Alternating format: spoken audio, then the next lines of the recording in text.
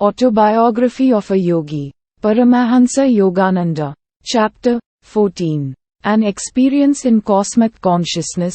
I am here, Guruji. My shamefacedness spoke more eloquently for me. Let us go to the kitchen and find something to eat. Sri Yukteswar's manner was as natural as if hours and not days had separated us. Master, I must have disappointed you by my abrupt departure from my duties here. I thought you might be angry with me. No, of course not. Wrath springs only from thwarted desires. I do not expect anything from others, so their actions cannot be in opposition to wishes of mine. I would not use you for my own ends. I am happy only in your own true happiness. Sir, one hears of divine love in a vague way, but for the first time I am having a concrete example in your angelic self. In the world, even a father does not easily forgive his son if he leaves his parents' business without warning. But you show not the slightest vexation. Though you must have been put to great inconvenience by the many unfinished tasks I left behind. We looked into each other's eyes, where tears were shining. A blissful wave engulfed me. I was conscious that the Lord, in the form of my Guru, was expanding the small ardors of my heart into the incompressible reaches of cosmic love. A few mornings later I made my way to Master's empty sitting room. I planned to meditate, but my laudable purpose was unshared by disobedient thoughts. They scattered like birds before the hunter. Mukunda, Sri Yukteswar's voice sounded from a distant inner balcony. I felt as rebellious as my thoughts. Master always urges me to meditate, I muttered to myself. He should not disturb me when he knows why I came to his room. He summoned me again. I remained obstinately silent. The third time his tone held rebuke. Sir, I am meditating, I shouted protestingly. I know how you are meditating, my Guru called out, with your mind distributed like leaves in a storm. Come here to me, snubbed and exposed. I made my way sadly to his side. Poor boy, the mountains couldn't give what you wanted. Master spoke caressively, comfortingly. His calm gaze was unfathomable. Your heart's desire shall be fulfilled. Sri Yukteswar seldom indulged in riddles. I was bewildered. He struck gently on my chest above the heart. My body became immovably rooted. Breath was drawn out of my lungs as if by some huge magnet. Soul and mind instantly lost their physical bondage, and streamed out like a fluid-piercing light from my every pore. The flesh was as though dead, yet in my intense awareness I knew that never before had I been fully alive. My sense of identity was no longer narrowly confined to a body, but embraced the circumambient atoms. People on distant streets seemed to be moving gently over my own remote periphery. The roots of plants and trees appeared through a dim transparency of the soil. I discerned the inward flow of their sap. The whole vicinity lay bare before me. My ordinary frontal vision was now changed to a vast spherical sight, simultaneously all-perceptive. Through the back of my head I saw men strolling far down Raighat Road, and noticed also a white cow who was leisurely approaching. When she reached the space in front of the open ashram gate, I observed her with my two physical eyes. As she passed by, behind the brick wall, I saw her clearly still. All objects within my panoramic gaze trembled and vibrated like quick motion pictures.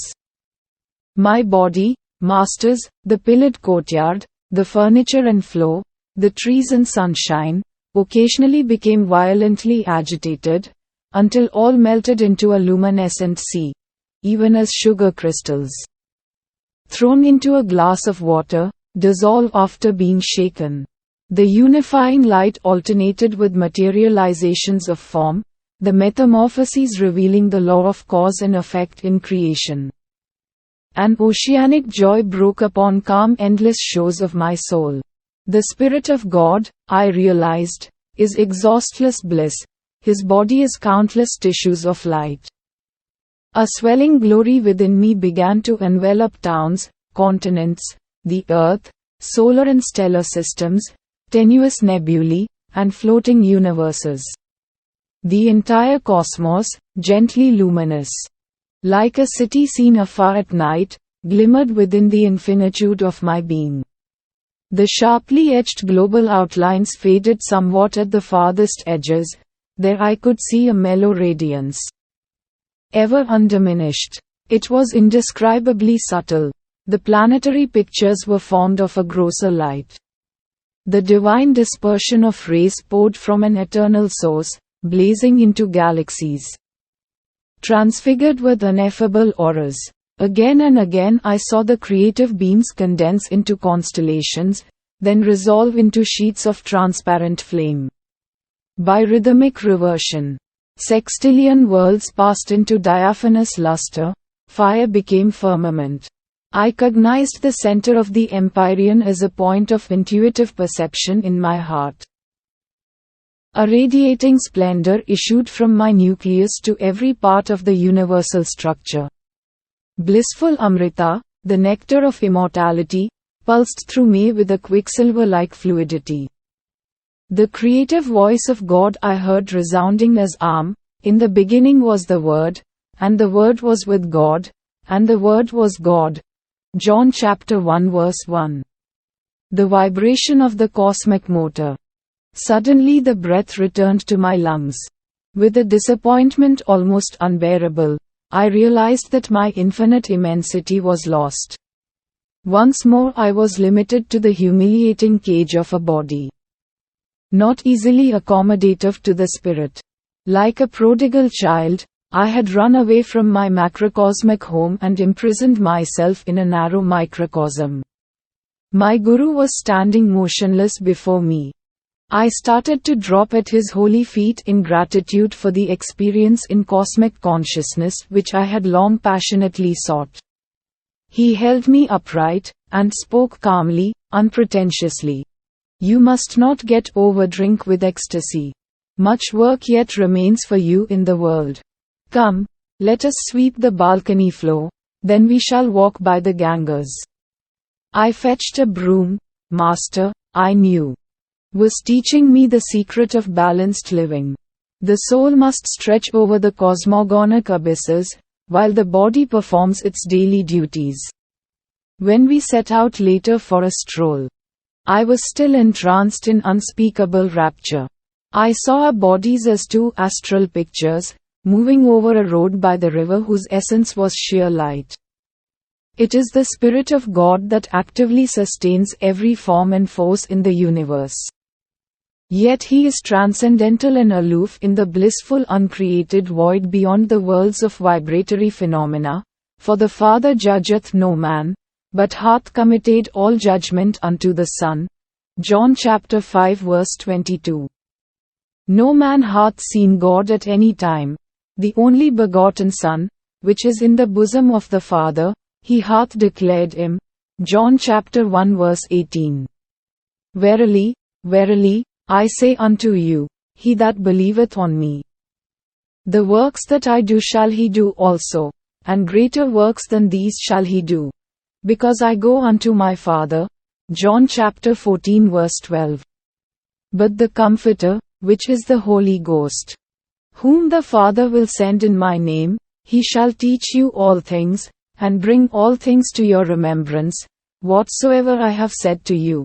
John chapter 14 verse 26.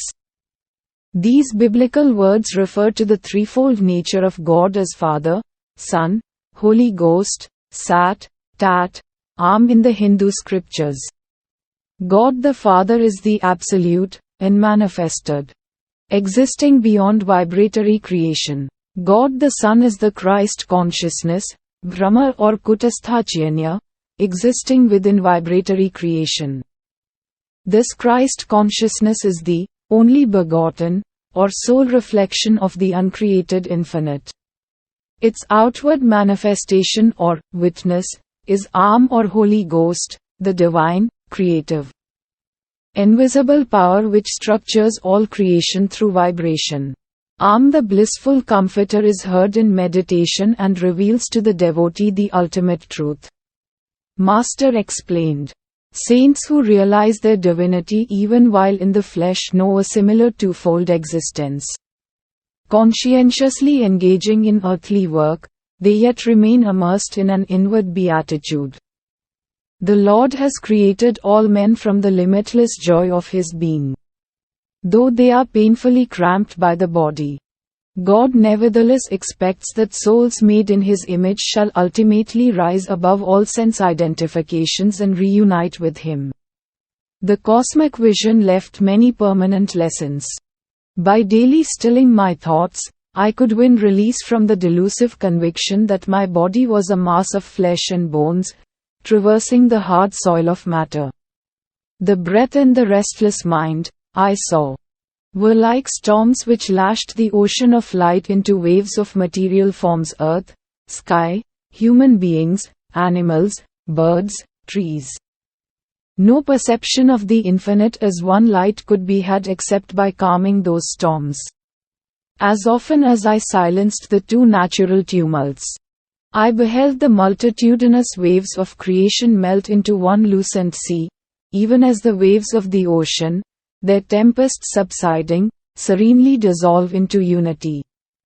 A master bestows the divine experience of cosmic consciousness when his disciple, by meditation, has strengthened his mind to a degree where the vast vistas would not overwhelm him.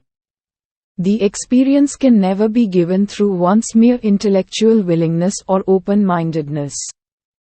Only adequate enlargement by yoga practice and devotional bhakti can prepare the mind to absorb the liberating shock of omnipresence.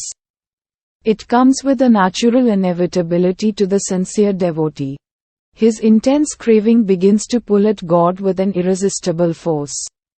The Lord, as the cosmic vision, is drawn by the seeker's magnetic ardor into his range of consciousness. I wrote, in my later years, the following poem, Samadhi, endeavoring to convey the glory of its cosmic state. Vanished the veils of light and shade, lifted every vapor of sorrow. Sailed away all dawns of fleeting joy, gone the dim sensory mirage. Love, hate, health, disease, life, death. Perished these false shadows on the screen of duality. Waves of laughter, sillars of sarcasm, melancholic whirlpools, melting in the vast sea of bliss. The storm of Maya stilled by magic wand of intuition deep. The universe, forgotten dream, subconsciously lurks, ready to invade my newly wakened memory divine. I live without the cosmic shadow. But it is not, bereft of me, as the sea exists without the waves, but they breathe not without the sea. Dreams, wakings, states of deep turiya sleep, present, past, future, no more for me. But ever present, all flowing I, everywhere. Planets, stars, stardust, earth, volcanic bursts of doomsday cataclysms, creation's molding furnace, glaciers of silent X-rays, burning electron floods.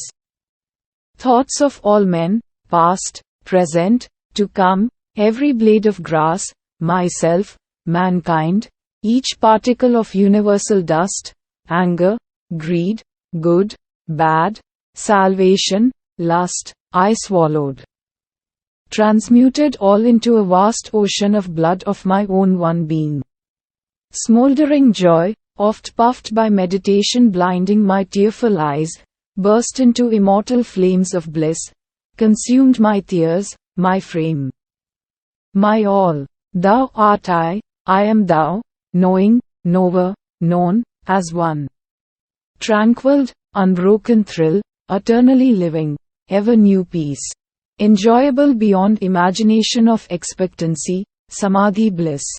Not an unconscious state or mental chloroform without willful return, samadhi but extends my conscious realm beyond limits of the mortal frame to farthest boundary of eternity where I, the cosmic sea. Watch the little ego floating in me. The sparrow, each grain of sand, fall not without my sight. All space floats like an iceberg in my mental sea.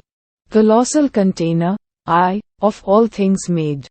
By deeper, longer, thirsty, Guru-given meditation comes this celestial samadhi. Mobile murmurs of atoms are heard, the dark earth, mountains, vales, low. Molten liquid. Flowing seas change into vapors of nebulae. Arm blows upon vapors, opening wondrously their veils, oceans stand revealed, shining electrons, till, at last sound of the cosmic drum. Vanish the grosser lights into eternal rays of all-pervading bliss. From joy I came, for joy I live, in sacred joy I melt. Ocean of mind, I drink all creation's waves. Four veils of solid, liquid, vapor, light, lift aright. Myself, in everything, enters the great myself. Gone forever, fitful, flickering shadows of mortal memory. Spotless is my mental sky, below, ahead, and high above. Eternity and I, one united ray. A tiny bubble of laughter, I am become the sea of mirth itself. Sri Yukteswar taught me how to summon the blessed experience at will. And also how to transmit it to others if their intuitive channels were developed. For months I entered the ecstatic union, comprehending why the Upanishads say God is Rasa, the most relishable. One day, however, I took a problem to master. I want to know, sir, when shall I find God? You have found him. Oh no, sir, I don't think so. My guru was smiling. I am sure you aren't expecting a venerable personage, adorning the throne in some antiseptic corner of the cosmos. I see, however, that you are imagining that the possession of miraculous powers is knowledge of God. One might have the whole universe, and find the Lord elusive still. Spiritual advancement is not measured by one's outward powers, but only by the depth of his bliss in meditation. Ever new joy is God. He is inexhaustible. As you continue your meditations during the years, He will beguile you with an infinite ingenuity. Devotees like yourself who have found the way to God never dream of exchanging Him for any other happiness. He is seductive beyond thought of competition. How quickly we weary of earthly pleasures. Desire for material things is endless. Man is never satisfied completely, and pursues one goal after another. The something else he seeks is the Lord, who alone can grant lasting joy. Outward longings drive us from the Eden within. They offer false pleasures which only impersonate soul happiness. The lost paradise is quickly regained through divine meditation. As God is an anticipatory ever newness, we never tire of Him. Can we be surfeited with bliss, delightfully varied throughout eternity? I understand now, sir, why saints call the Lord unfathomable. Even everlasting life could not suffice to appraise Him. That is true, but He is also near and dear. After the mind has been cleared by Kriya Yoga of sensory obstacles, meditation furnishes a twofold proof of God. Ever new joy is evidence of His existence, convincing to our very atoms. Also, in meditation one finds His instant guidance. His adequate response to every difficulty. I see, Guruji, you have solved my problem. I smiled gratefully. I do realize now that I have found God. For whenever the joy of meditation has returned subconsciously during my active hours, I have been subtly directed to adopt the right course in everything, even details. Human life is beset with sorrow until we know how to tune in with the divine will, whose right course is often baffling to the egoistic intelligence. God bears the burden of the cosmos. He alone can give unerring counsel.